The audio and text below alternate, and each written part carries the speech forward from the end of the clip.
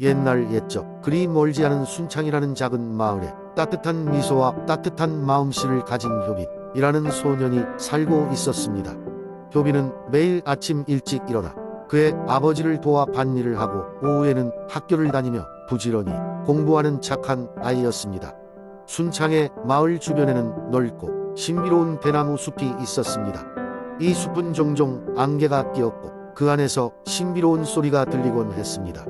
마을 사람들은 그 숲에 대해 많은 이야기를 했지만 아무도 그 깊은 곳까지 들어가 본 적은 없었습니다.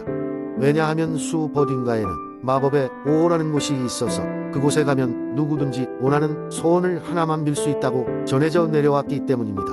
어느 날 효빈은 학교에서 돌아오는 길에 대나무 숲 앞에 멈춰섰습니다.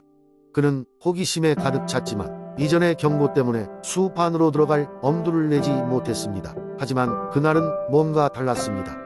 그의 마음은 이유를 알 수 없는 용기로 가득 찼고 결국 효빈은 숲 안으로 발을 들여놓았습니다. 숲속은 매서운 바람이 불어 효빈을 널리 번지던 대나무들이 서로 부딪혀내는 소리와 함께 신비롭고 오묘한 분위기를 자아냈습니다. 숲이 깊어질수록 그 소리는 점점 더 커지며 마치 길을 안내하는 것처럼 들렸습니다. 효빈은 그 소리를 따라 점점 깊이 걸어 들어갔습니다. 몇 시간을 걸어 다녔을 즈음 효빈은 갑자기 그 앞에 나타난 작은 언덕을 보았습니다. 언덕 위에는 사람 키보다 훨씬 큰 오홀이 있었고 표면은 깔끔하게 다듬어져 있었습니다. 그것은 분명히 누군가의 손길이 닿은 듯한 느낌이었습니다. 주위엔 밝고 화사한 빛이 감돌고 있었으며 효빈은 본능적으로 그것이 마법의 오호라는 것을 알았습니다. 가슴이 두근두근 떨린 효빈은 오호 앞에 조심스럽게 가서 그의 진심을 담아 소원을 빌기 시작했습니다. 대나무의 영혼이여, 저는 마을 사람들과 저희 가족이 행복한 삶을 살길 바랍니다. 너무 많은 것을 원하진 않아요. 그저 서로를 사랑하며 건강하게 살 수 있도록 도와주세요. 라고 말했습니다. 그러자 오호에서 은은한 빛이 터져 나와 주변을 감싸기 시작했고 순간 모든 것이 조용해졌습니다. 효빈은 모든 것이 어떻게 변할지 궁금했지만 충분히 기다릴 수밖에 없었습니다. 그러나 그가 숲속에서 돌아왔을 때 마을은 이미 따뜻한 기운으로 가득 차 있었습니다. 마을 사람들은 서로 도와가며 그 어느 때보다도 활기차고 행복하게 지내고 있었고 그의 가족 또한 새로운 활력을 되찾아 행복한 나날을 보내고 있었습니다.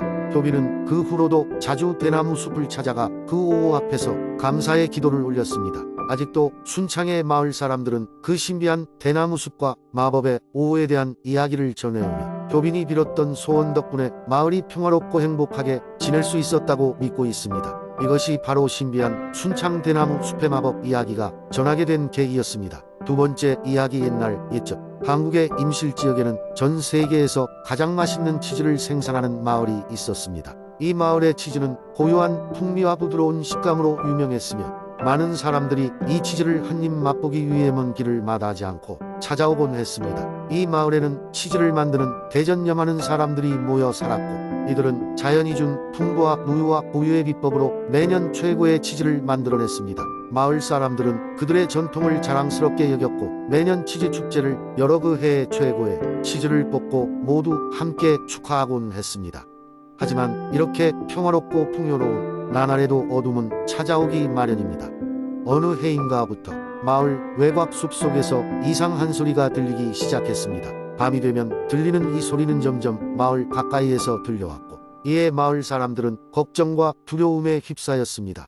젊은 이들은 무기를 들고 소리의 근원을 찾아 나섰지만 정체를 알 수 없는 괴물에게 겁을 먹고 돌아올 수밖에 없었습니다. 마을의 지도자들은 전설로 전해지는 파수꾼에게 도움을 요청하기로 했습니다. 임실 마을의 전설에 따르면 이 마을의 치즈를 지키는 숲 속에는 한때 영웅이라 불린 파수꾼이 살고 있다고 했습니다. 그들은 이 파수꾼이 지금의 위기에 마을을 구원해 줄 것이라 믿었습니다. 그날 밤 한 노인이 마을 광장에 나타났습니다. 그의 이름은 알려져 있지 않았지만 그의 하얀 수염과 깊이 있는 눈빛이 그를 평범한 노인이 아님을 말해주고 있었습니다. 노인은 마을 사람들에게 이렇게 말했습니다. 나는 치즈를 지키는 이 마을의 수호자이며 이곳을 위협하는 존재를 물리치기 위해 왔노라. 노인은 마을 사람들과 함께 숲을 조사하며 밤마다 들려오는 소리를 추적했습니다. 그리고 드디어 숲속 깊은 곳에서 그 괴물을 발견하게 되었습니다. 그 그 괴물은 기이하게도 거대한 치즈를 먹는 괴상한 생김새의 생명이었습니다. 이 괴물은 과거 한때 마을에 치즈를 지키던 할아버지지만 마법에 걸려 스스로 정체를 잊어버린 불운한 영이었습니다. 노인은 그 괴물을 보며 슬퍼했으나 그는 마을의 안전을 위해 괴물에 맞서야 한다고 결심했습니다. 노인은 마법의 힘을 빌려 괴물을 무찌르고 그 순간 가장 강력한 마법을 사용해 괴물의 정체를 풀어주었습니다.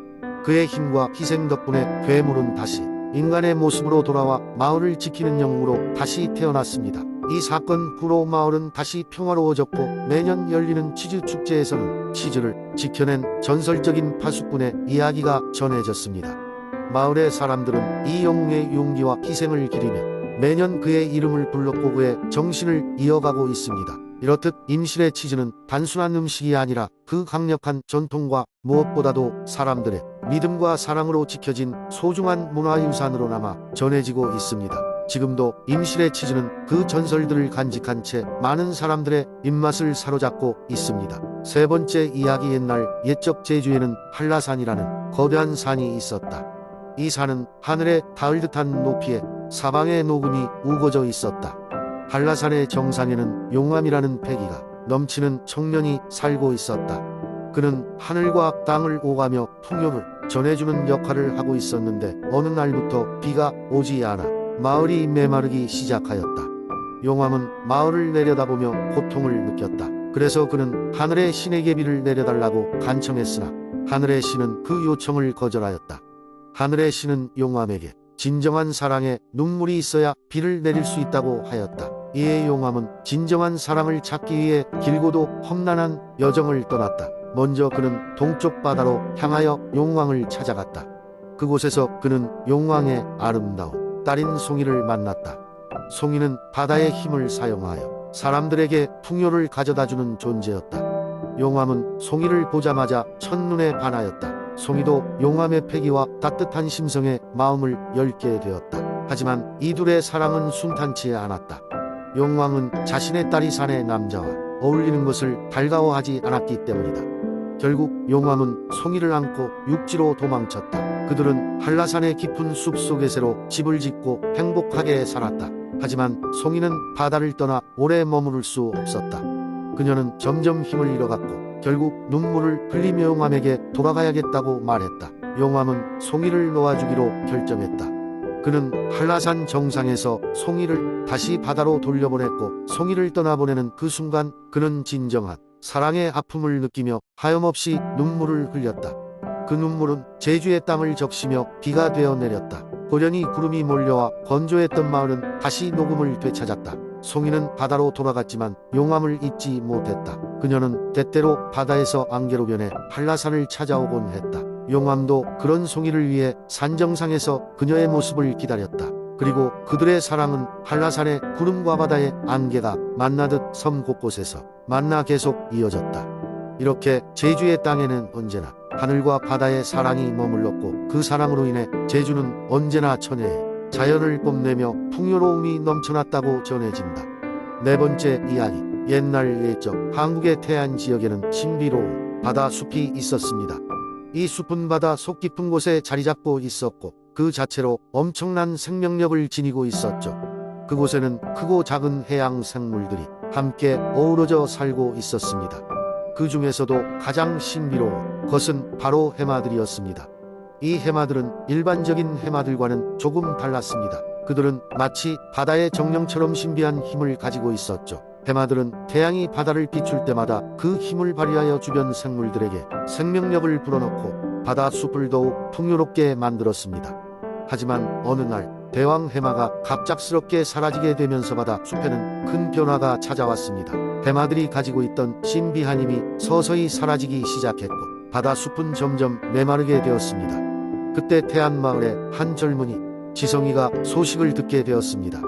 지성이는 어렸을 적부터 바다 숲을 좋아했기에 그곳이 어떻게 변해가는지를 눈으로 확인하고 싶었습니다. 그는 마을의 장로들에게 바다 숲을 살리기 위한 방법을 물었지만 누구도 해답을 알지 못했습니다. 그럼에도 불구하고 지성이는 포기하지 않고 바다 숲을 구할 방법을 찾기 위해 해파리, 문어, 물고기들로부터 다양한 정보를 모으기 시작했습니다. 하루는 지성이가 밤하늘의 별을 보며 고민하던 중 하늘에서 별똥별이 떨어지는 것을 보았습니다. 그 순간 그의 마음속에 강한 결심이 생겼습니다. 대왕 해마를 찾아내야만 해. 그는 즉시 바다 숲으로 떠났고 해마들의 흔적을 따라 깊은 바다 속을 탐험했습니다.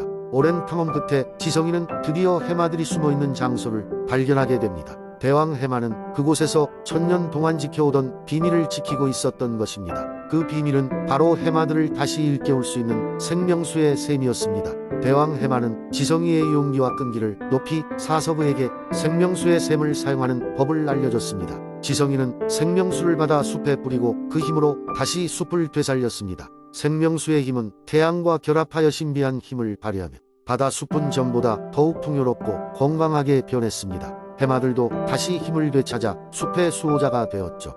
태안의 주민들은 바다 숲이 다시 살아난 것을 보고 크게 기뻐했고 지성이의 용기에 감사했습니다.